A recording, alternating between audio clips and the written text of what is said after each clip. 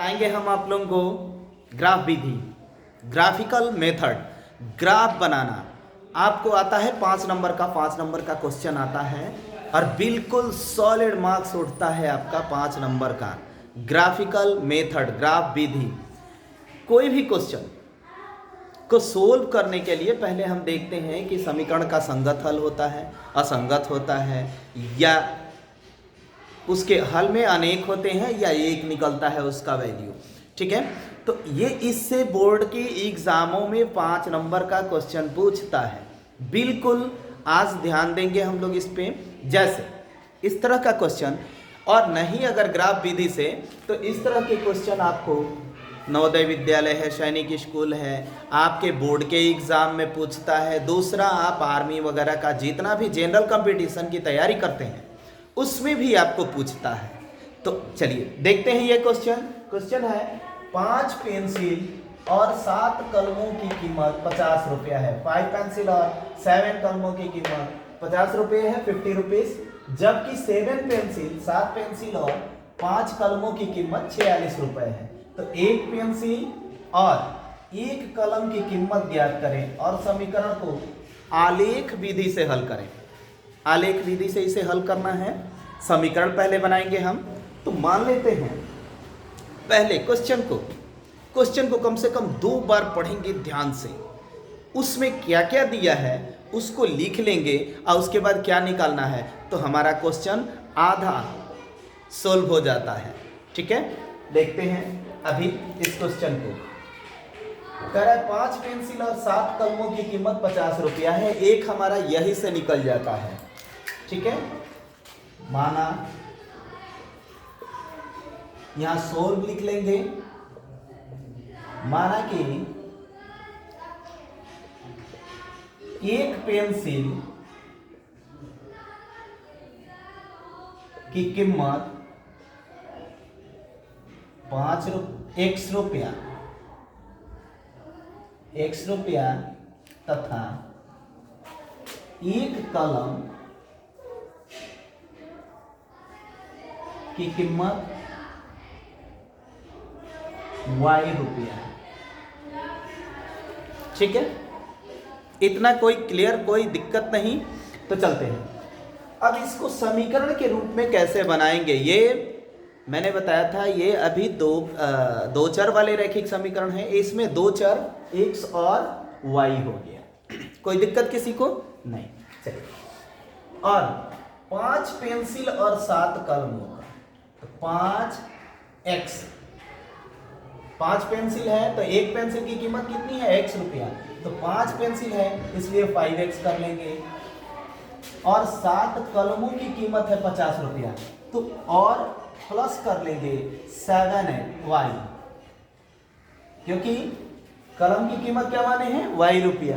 1 कलम की कीमत है y रुपया, तो 7 कलमों की कीमत कितनी हो जाएगी, 7y बराबर। अब दोनों का मिल करके कितना है जी, 50 है। इक्वेशन फर्स्ट मान लेंगे, कोई दिक्कत नहीं है आपको। फिर ये हो गया दूसरे में क्या कहता है। अब तो ये हमारा पहला समीकरण का हो गया। अब दूसरा कहता है जबकि 7 पेंसिल और 5 कलमों की कीमत 46 रुपया है। पेंसिल कितने हैं, 7, तो 7x प्लस 5 कलमों की, तो 5y इज इक्वल टू कितना है, 46, 46 रुपया। ये हमारा हो जाता है इक्वेशन सेकंड। कोई दिक्कत नहीं। तो चलते हैं, देखते हैं। अब पहले तो देखते हैं कि इस समीकरण का हल निकलेगा कि नहीं निकलेगा, और निकलेगा तो क्या निकलेगा। पहले समीकरण का हल देखते हैं। तो पहले ही मैंने बताया था कि a1 a2, इससे पहले वाली वीडियो में मैं बता चुका हूं कि a1 a2 is not equal to b1 बट्टा b2, तो उसका हल निकलेगा। और a1 बट्टा a2 is not equal to b1 बट्टा b2, सॉरी, a1 बट्टा a2 is equal to b1 बट्टा b2 is equal to c1 by c2, तब रेखाएं समपाती होती है और तब उसका हल निकलता है। तीसरी स्थिति कि जब a1 बट्टा a2 इज इक्वल टू हो b1 बट्टा b2 के, लेकिन बराबर नहीं हो किसके, C1/C2 के, तब उसका कोई हल नहीं निकलता और रेखाएं क्या हो जाती है, समानांतर हो जाती है। इन दोनों समीकरणों से दो रेखाएं निकलती हैं। तो पहले a1 बट्टा a1 का वैल्यू क्या है जी, a1x plus b1y plus c1। तो a1 कितना है 5, a1 पहले समीकरण के लिए a1 इजिकल टू 5 है, b1 इजिकल टू 7 है और c1 इजिकल टू क्या है, c1 50 है, सब प्लस में है।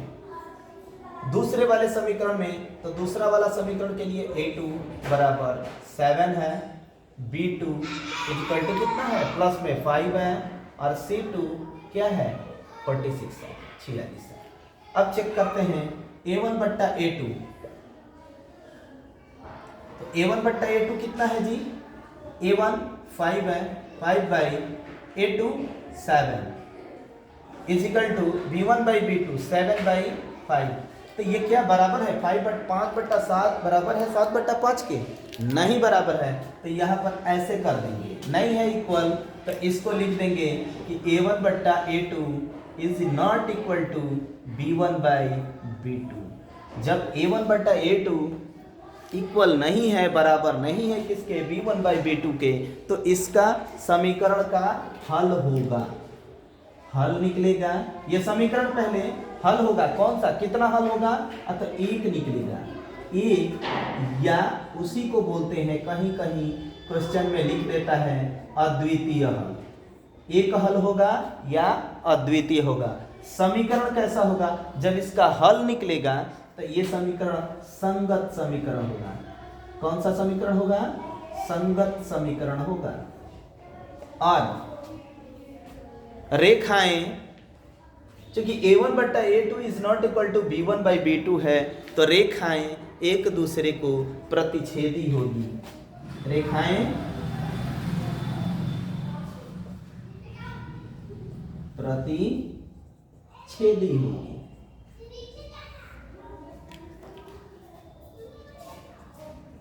कोई दिक्कत किसी को?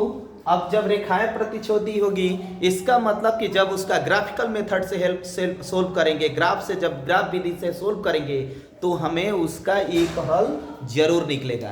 तो यहाँ तक समझ में आ गया, इसको आप उतार लें, ठीक है, या स्क्रीनशॉट ले करके वीडियो को बढ़ा बढ़ा करके और देखते जाएंगे, ठीक है।